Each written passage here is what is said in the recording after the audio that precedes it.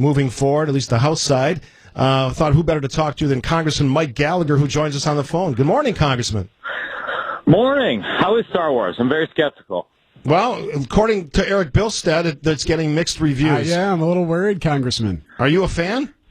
I'm a big Star Wars fan, and in the biggest success of my young marriage, I got my wife to get interested in The Mandalorian, so we've been watching that together. Well played, Congressman. Well played. All right, let's talk about what I think is really, really important. We'll get to impeachment as well, but the USMCA has been kind of laying on the desk of Speaker Nancy Pelosi for quite a while. I read your statement that you put out. We're finally seeing some movement here. Tell us why this is a good thing.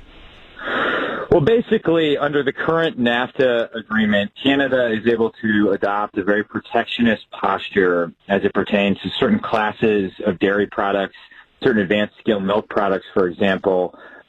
This forces Canada to compromise on that position, which means that we have more favorable export markets for Wisconsin dairy farmers, which hopefully means they'll be able to sell more of what we make here in northeast Wisconsin and across the state. In not only Canada, but around the world and into Mexico. Mexico is one of the biggest markets, for example, for Wisconsin-made cheese. And the fact that we're strengthening our trading relationship, adopting a more level playing field with our closest neighbors, both Mexico and Canada, is a positive step forward. I think it is a huge accomplishment for the Trump administration. I was, as you alluded to, very critical of Nancy Pelosi for delaying for months and months, bringing it to the floor. But I'm glad she finally did. And I have to say the Trump administration negotiated in good faith with Pelosi and her Democratic caucus. They even compromised on key labor provisions. Not everything in this agreement is great from, a free and fair trade perspective, but it's a meaningful step forward, and particularly as it pertains to dairy, it is good for Wisconsin, and I'm glad we got it done. What was the trigger that suggested to Nancy Pelosi this was the week to do that? Why now?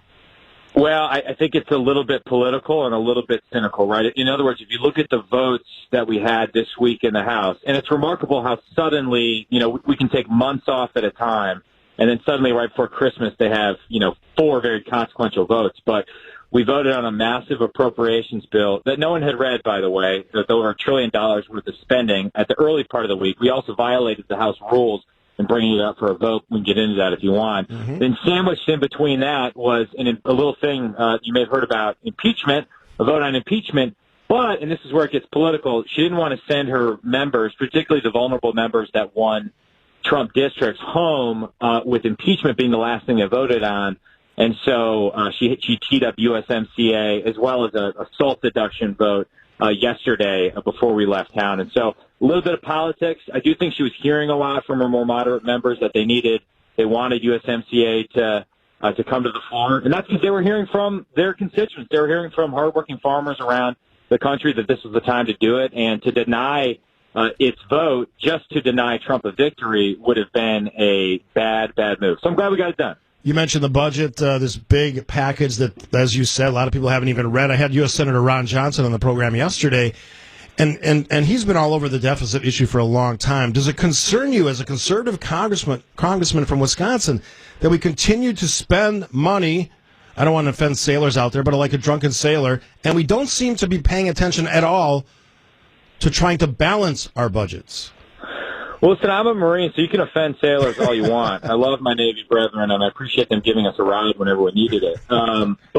It doesn't just concern me as a conservative. It concerns me as a millennial. I mean, I'm one of the younger members of Congress, mm-hmm. and we're going to get the bill for all this stuff. And, there's never a good time to do the fiscally responsible thing, and I sort of didn't realize this in my first term in Congress, but leadership on both sides makes this argument that, we just have to pass this now, and then we can do the fiscally conservative stuff later. We'll really start to tackle the debt and the deficit.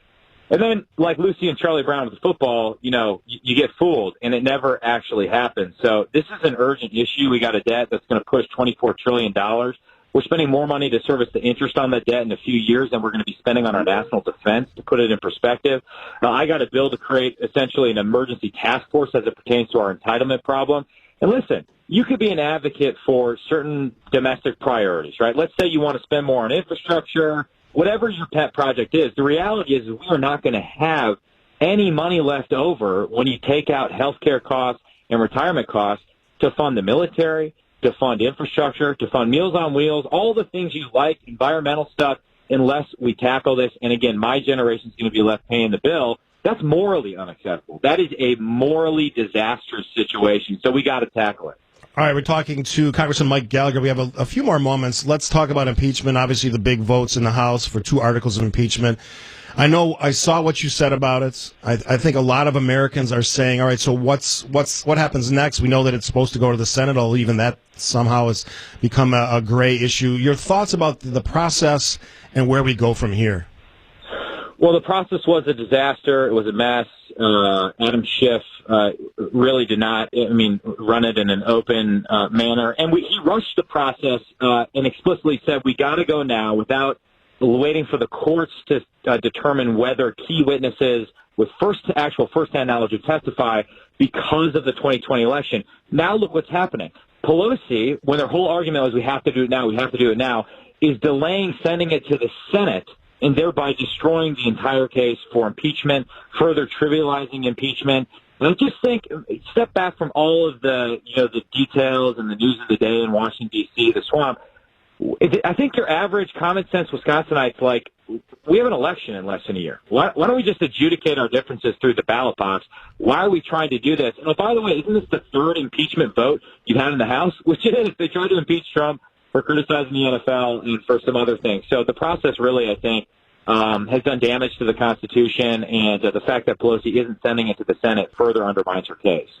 Always great to talk to you. Congressman Mike Gallagher, have a great Christmas and holiday season, and keep up the work.